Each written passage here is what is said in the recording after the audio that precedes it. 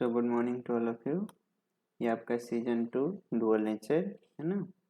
कुछ बच्चों का डाउट से देखिए क्वेश्चन नंबर 9। हालांकि क्वेश्चन नंबर 9 जो है सिमिलर हम लोग क्वेश्चन सीजन 1 में सॉल्व किए थे, है ना। आप ट्राई कर लीजिएगा, आसान है, ठीक है। डिटेल हम लोग देख चुके हैं सीजन 1 में। उसके बाद क्वेश्चन नंबर 9 के बाद 10 डाउट है। 10 सिमिलर क्वेश्चन है। 10 के बाद डाउट है क्वेश्चन नंबर 13। देखिए क्वेश्चन नंबर 13 भी सिमिलर पैटर्न क्वेश्चन है, कर लीजिएगा। 13 के बाद डाउट है क्वेश्चन नंबर 16। देखिए क्या है क्वेश्चन नंबर 16। हाँ, अलग से थोड़ा पढ़ लेते हैं। बोला गया particle nature and the wave nature of electromagnetic wave and electrons can be shown, है ना। आप जानते होंगे जो लाइट होता है ना, उसका दो कंपोनेंट होता है, एक इलेक्ट्रिक फील्ड, दूसरा मैग्नेटिक फील्ड, है ना। अच्छा, लाइट एक वेव है ना। तो लाइट प्रोड्यूस कैसे होता है तो आप जानते होंगे। मैं आपको थोड़ा सा समझा देता हूँ डिटेल में। लाइट कैसे प्रोड्यूस होता है, क्योंकि जब तक ऑब्जेक्ट वाइब्रेट नहीं करेगा वेव प्रोड्यूस नहीं हो पाएगा, है ना। और लाइट एक वेव है। तो ये आपका न्यूक्लियस है ना, और ये इलेक्ट्रॉन अलग अलग ऑर्बिट में है। तो क्या होता है ना, इलेक्ट्रॉन जो है वो एक ऑर्बिट से दूसरे ऑर्बिट में वाइब्रेट करते रहते हैं हमेशा। कैसे, तो जब इलेक्ट्रॉन को एनर्जी मिलता है तो लोअर ऑर्बिट से हायर ऑर्बिट में चला जाता है ना। और फिर वो उस हायर ऑर्बिट में स्टेबल तो नहीं हो सकता है, तो फिर रिटर्न हो जाता है। ऐसे बहुत सारे इलेक्ट्रॉन हैं जो वाइब्रेट करते रहते हैं from one orbit to another orbit. तो इस तरह से यहाँ से एक वेव, देखिए जब लोअर से हायर में जाएगा तो एनर्जी चाहिए, बट हायर टू लोअर में चला जाएगा तो एक एनर्जी बाहर निकलेगा, है ना। इलेक्ट्रोमैग्नेटिक वेव जिसको हम लोग बोलते हैं, तो वो इस तरह से रहता है, जिसको बोलते हैं हम लोग अनपोलराइज्ड, है ना। वो अनपोलराइज्ड फॉर्म में निकलता है। फिर उसको हम लोग पोलराइज्ड कर सकते हैं, बट मैक्सिमम जो लाइट होता है अनपोलराइज्ड ही निकलता है। तो यहाँ पे due to vibration of electrons, है ना, हमें क्या मिलता है, तो लाइट मिलता है, ठीक है। अब वो जो लाइट है उसका नेचर कैसा है, तो हम बोलते हैं कि वो जो लाइट है उसका डुअल नेचर होता है, पार्टिकल नेचर भी और वेव नेचर भी, है ना। बहुत सारे साइंटिस्ट इसके ऊपर रिसर्च किए थे। पहला साइंटिस्ट था न्यूटन, जो बोले थे कि light is made of particle.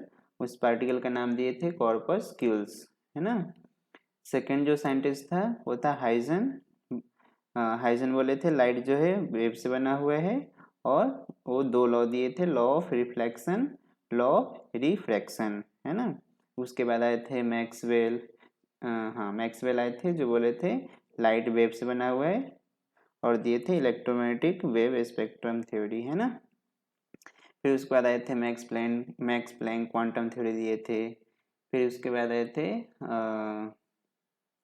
आपका आइंस्टाइन साहब, जो फोटो इलेक्ट्रिक इफेक्ट दिए थे और बोले थे पार्टिकल नेचर होता है कैसा, एक किसका, लाइट का, है ना। तो इसका बहुत बड़ा स्टोरी है, बट हम लोग थोड़ा क्वेश्चन के ऊपर चलते हैं। क्वेश्चन बोला गया है कि पार्टिकल नेचर और वेव नेचर। तो पार्टिकल नेचर हमें किससे मिलता है, तो फोटो इलेक्ट्रिसिटी से, है ना। और वेव नेचर किससे दिखता है हमें, इलेक्ट्रॉन माइक्रोस्कोप से। क्यों, क्योंकि माइक्रोस्कोप जो होता है वो बेस्ड ऑन क्या होता है, लॉ ऑफ रिफ्लेक्शन, है ना। और लॉ ऑफ रिफ्रैक्शन के ऊपर वो बना होता है।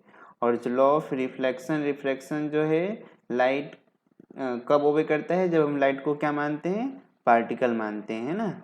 जब लाइट को हम जब लाइट को हम वेव कंसिडर करते हैं तभी वो लॉ ऑफ रिफ्लेक्शन और लॉ ऑफ रिफ्रैक्शन फॉलो करता है ना।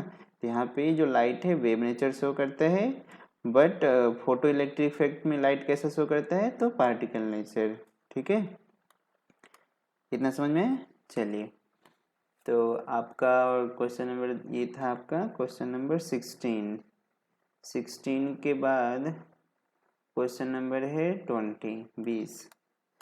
देखिए क्वेश्चन नंबर 20 क्या है। बोला गया कि when the momentum of a proton is changed by an amount p naught, the corresponding change in the de Broglie wavelength is found to be 0.025%. Then the original momentum of the photon is, है ना। देखिए ये error का question है, आप लोग पढ़ चुके होंगे, है ना। तो डी ब्रोगली और मोमेंटम में कैसा रिलेशन है आपको मैं देखिए इसको पूरा सॉल्व करके दिखाता हूँ ताकि आपको समझ में आ जाए अच्छे से। लैम्डा इक्वल टू क्या होता है, एच बाई पी, है ना। दोनों तरफ लॉग लगा दीजिए, तो लॉग लैम्डा इक्वल टू हो जाएगा log H minus log P, है ना। चलिए अब इसको हम डिफ्रेंशिएट करते हैं, तो डिफ्रेंशिएट करेंगे तो क्या हो जाएगा, डी लेमडा लॉग लेमडा का क्या हो जाएगा 1/λ और डी लेमडा, तो d lambda by lambda is equal to हो जाएगा, देखिए कांस्टेंट का डिफ्रेंशिएशन 0 माइनस एच तो कांस्टेंट है, ये हो जाएगा डी पी बाई पी, है ना। आपको आता होगा डिफ्रेंशिएशन। अब देखिए डी को हम डेल्टा भी लिख सकते हैं, तो delta lambda by lambda is equal to minus delta p by p, देखिए ये लिखा हुआ था यहाँ पे, है ना। माइनस को इस तरफ ले आए हैं, ये डेल्टा है, ठीक है। बट एरर में हम लोग माइनस नहीं यूज करते हैं, हम हमेशा क्या यूज करते हैं, प्लस। ये माइनस को हम लोग नेग्लेक्ट कर देते हैं, है ना, क्योंकि एरर कभी नेगेटिव नहीं होता, हमेशा पॉजिटिव होता है, ठीक है। उसके बाद तो दिया हुआ है हमें, है ना, डेल्टा पी चेंज दिया हुआ था, पी नॉट पुट कर दिए बाई पी, और डेल्टा एल कितना है 0. डेल्टा एल बाई एल जो है 0.25% है, change in percentage change in क्या वेवलेंथ, तो वहाँ से आपका पी निकल जाएगा 400 पी नॉट, ठीक है। चलिए तो क्वेश्चन नंबर 20 था। क्वेश्चन नंबर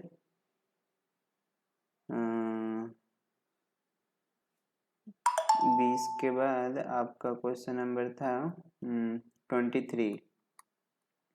तो क्वेश्चन नंबर 23 देखिए, for a moving ball of cricket the correct statement about the de Broglie wavelength is, है ना।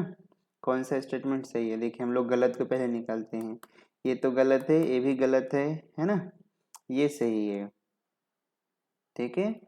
It is not applicable for such a big particle के भी लिए डी ब्रोगली वेवलेंथ एप्लीकेबल है, but condition ये है कि उसका जो स्पीड होना चाहिए बहुत ही ज़्यादा होना चाहिए, है ना, ठीक है। तो वहाँ पे हम लोग यूज कर सकते हैं, कंडीशन ये भी है कि स्पीड बहुत ज़्यादा होना चाहिए, हम डायरेक्ट नहीं बोल सकते हैं कि नॉट एप्लीकेबल, है ना,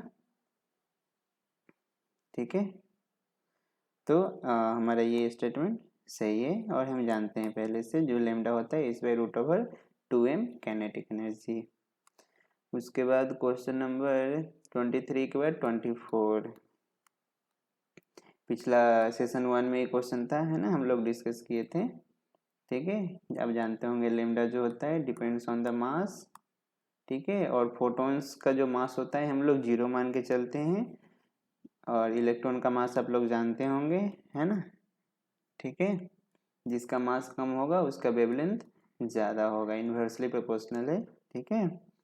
उसके बाद क्वेश्चन नंबर 24 के बाद है 27, देखिए क्या है 27, कर चुके हैं हम लोग पिछला वीडियो में, है ना, पिछला जो सेशन 1 में था सिमिलर पैटर्न का क्वेश्चन है। आपको देखिए इस तरह का जो क्वेश्चन आएगा उसमें आप यूनिट को ध्यान से पुट कीजिएगा, नहीं तो आपका आंसर गलत हो सकता है, और कैलकुलेशन बहुत टफ हो तो आप कैलकुलेटर भी यूज कर सकते हैं, है ना। 27 के बाद है 28, सिमिलर पैटर्न क्वेश्चन सब है जो हम कर चुके हैं सीजन 1 में। उसके बाद है 27 28 हो गया, है ना, उसके बाद नहीं है, ठीक है। चलिए तो ये था आपका सीजन 2 का जो डाउट था आपके पास, है ना। मैक्सिमम क्वेश्चन जो है वो रिपीट कर रहे हैं और सिमिलर पैटर्न का क्वेश्चन है ना, तो आप नहीं बनेगा तो एक दो बार और ट्राई कीजिएगा, बन जाएगा, है ना। मैक्सिमम आप मिस्टेक कर पाएंगे तो है आपका कैलकुलेशन, नहीं तो सिंपल क्वेश्चन पे सिंपल फार्मूला रहता है, क्वेश्चन भी बहुत सिंपल आता है, ठीक है। चलो।